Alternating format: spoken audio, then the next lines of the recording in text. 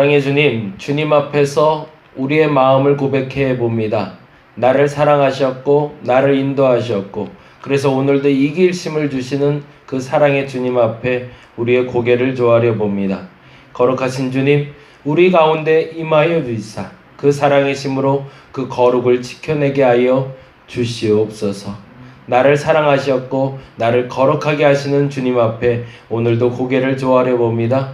더 거룩해지게 하시고 그 사랑의 힘으로 이기게 하여 주시옵소서. 능력의 주님, 당신께서 오늘 이 시간 역사하실 줄로 믿습니다. 그 어떤 시험에도 이길 수 있는 힘과 그 어떤 시험에도 당당하게 이겨낼 수 있고 버텨낼 수 있는 힘을 허락하실 줄로 믿사오니 그 어떤 시험에도 당당하게 이길 수 있는 내가 되게 하여 주옵소서. 사랑과 능력이 내 안에 있음을 믿습니다. 사랑과 능력이 내 안에 있음을 믿습니다. 그 사랑으로 넉넉히 이겨 나가게 하여 주시옵소서. 세계가 숨쉬기 어려울 만큼 어려움을 겪고 있을 이때에 그래도 조금이라도 웅신할 수 있고 조금이라도 대화할 수 있고 그리고 조금이라도 회복을 꿈꿀 수 있는 대한민국에 살게 하시니 감사합니다. 이 땅 대한민국의 회복을 주께서 허락하여 주옵시며 무엇보다도 전 세계에 이 코로나19로 말미암아 고통받고 있는 모든 사람들 가운데 주께서 임하시사 친히 거듭날 수 있도록 친히 이겨낼 수 있도록 하나님 이제는 역사하여 주시옵소서. 우리의 기도의 자리를 우리가 또한 지켜나가며 하나님께 간구할 때 지치지 않게 하여 주옵시고 이 모든 일이 끝나고 난 후에 이 모든 일에 내가 신앙으로 당당히 이겼노라고 그리고 하나님께 영광 돌릴 때 하나님이 착하고 충성된 종아 잘 이겨냈다라고 그 말을 들을 수 있는 우리가 되게 하여 주시옵소서. 감사합니다. 감사합니다. 고마우신 예수님 이름으로 기도드렸습니다. 아멘. 아멘. 함께 볼 말씀은 시편 76편 말씀이 됩니다. 시편 76편 같이 보겠습니다.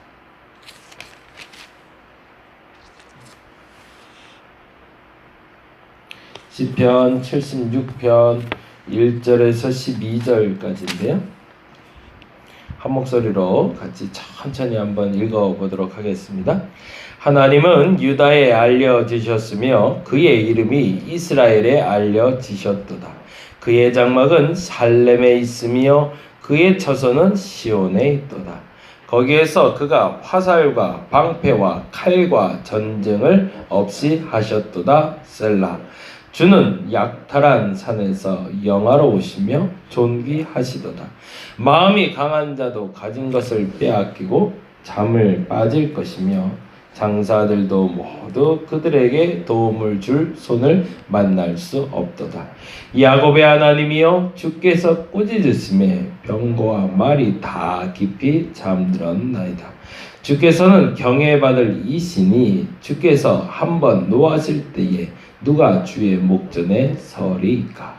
주께서 하늘에서 판결을 선포하시매 땅이 두려워 잠잠하였나니 곧 하나님의 땅이 모든 온유한 자를 구원하시려고 심판하러 일어서신 때로다. 셀라. 진실로 사람의 노여움은 주를 찬송할 것이요 그 남은 노여움은 주께서 금하시리이다.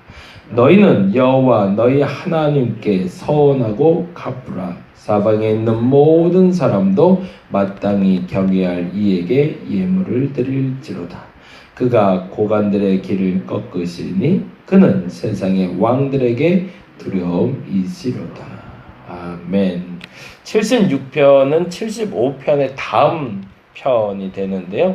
75편은 아수르가 쳐들어왔을 때 전쟁 중에 우리를 이기게 하실 것에 대한 확신, 그러니까 전쟁이 일어나고 있음에도 불구하고 그 전쟁의 좌우 그리고 전쟁의 승패를 알 수 없는 상황에 그래도 나는 하나님 믿으니 하나님이 나 이기게 하실 거야 라는 미래에 대한 확신을 가지고 기도한 게 75편이라면 76편은 그 전쟁이 끝난 후에 역시 우리 하나님이 우리 전쟁 이기게 하셨어 라고 고백하는 시가 바로 76편이 됩니다.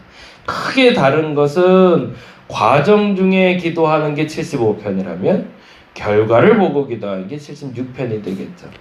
이 코로나19의 과정 중에 하나님이 우리를 반드시 이기게 하실 거야 라고 기도할 때는 75편이라면 이것이 다 끝난 후에 우리가 감사로 고백할 수 있는 게 76편 뭐 이렇게 보시면 좋을 것 같은데요.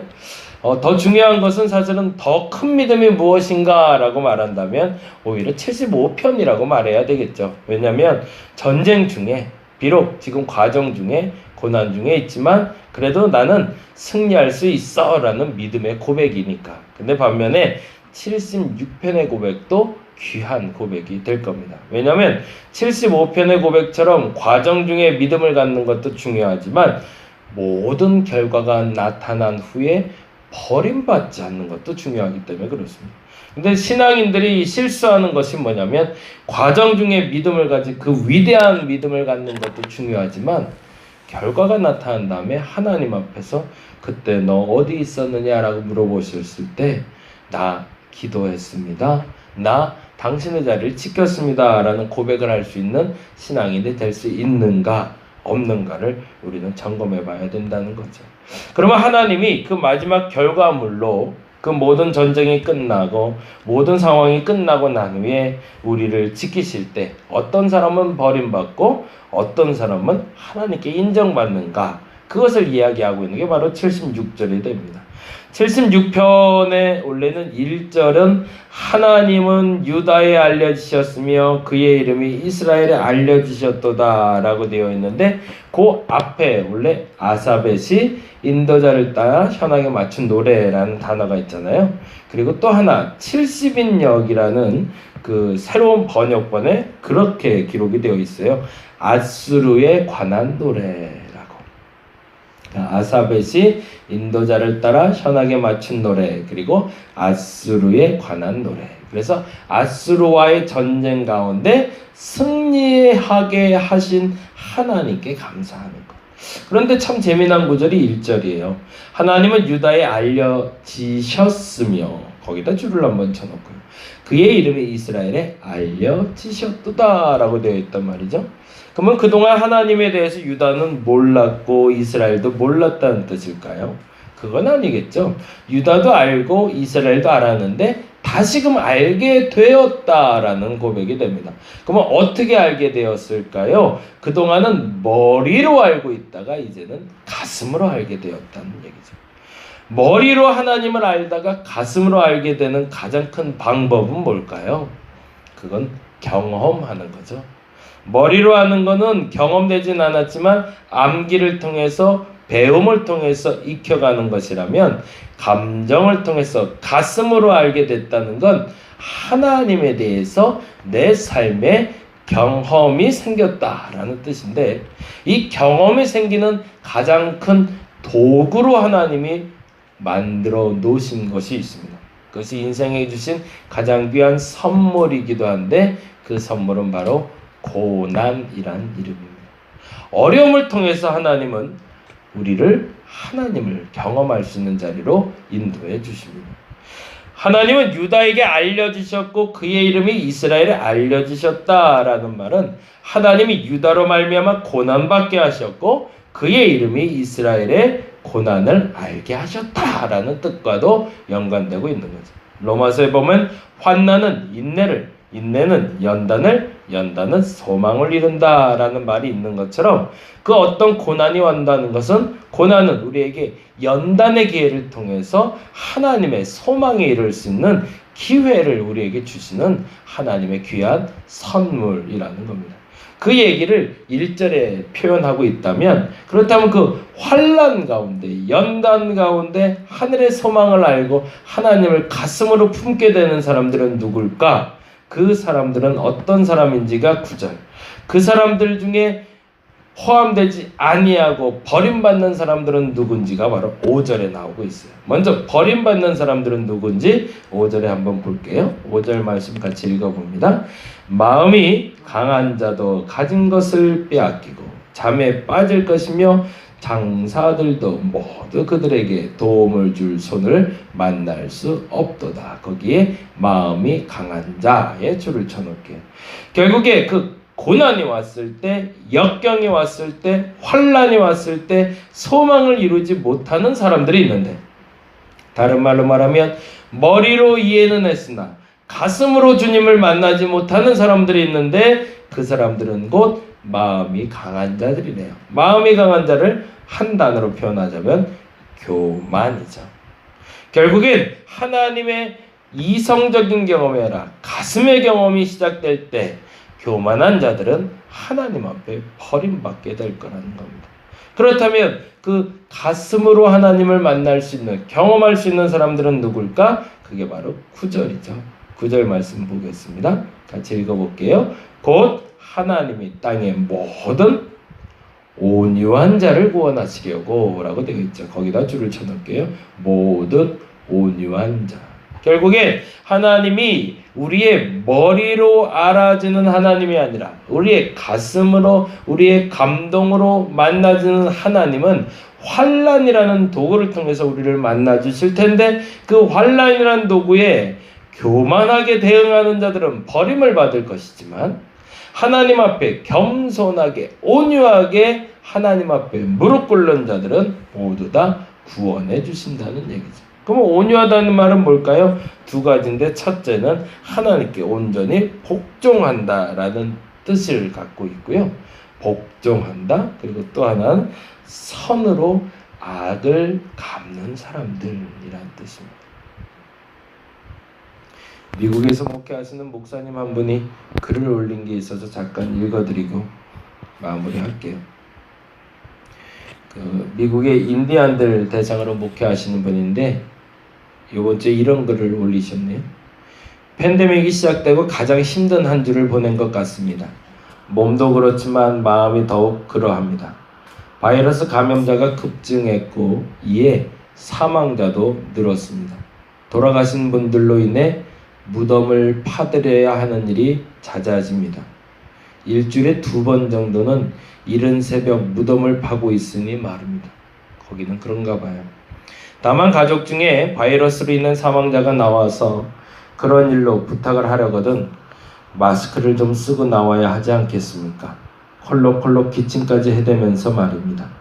차를 같이 타고 온 4명의 젊은이들, 마스크 쓴 이가 하나 없이 돌아가신 할머니로 인해 눈물을 펑펑 얼싸안고 슬퍼하면 그것을 지켜보는 나는 그네들과 공감하며 슬퍼할 여력조차 사라집니다.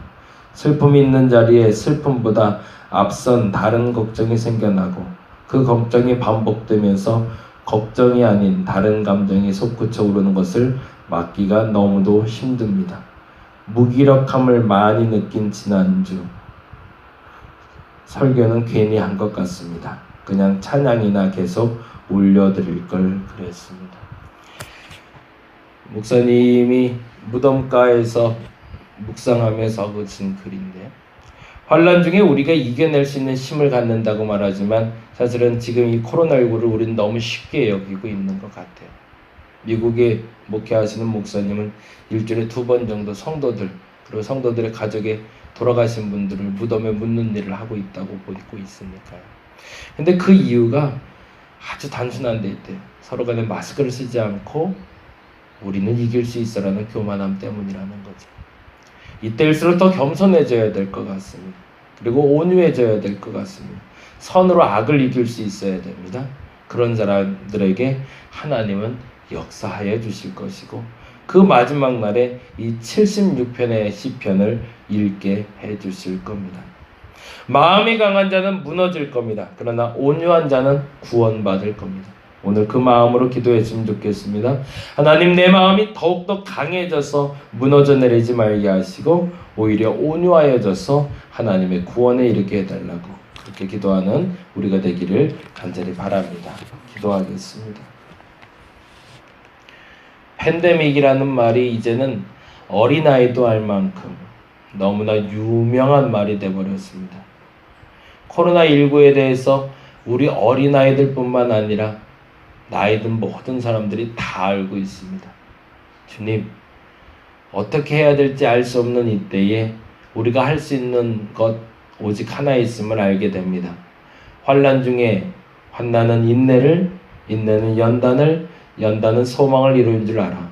참을 수 있는 사람이 되게 하여 주시고, 연단 받을 수 있는 사람이 되게 해 주시고, 소망을 이루는 사람이 되게 하여 주시옵소서. 그래서 오늘도 주님 앞에 고개를 조아려 봅니다. 마음이 강한 자들은 무너져 내릴 겁니다. 그러나 온유한 자는 구원받을 겁니다. 내 마음이 교만하여 무너져 내리지 말게 하시고 내 마음이 온유하여 주님 앞에 구원을 맛보아 알게 하여 주시옵소서. 주님이 하실 줄로 믿습니다. 주님께 맡깁니다. 주님 함께하여 주시옵소서. 감사합니다. 고마우신 예수님 이름으로 기도드렸습니다. 다 같이 기도하고 돌아가도록 하겠습니다.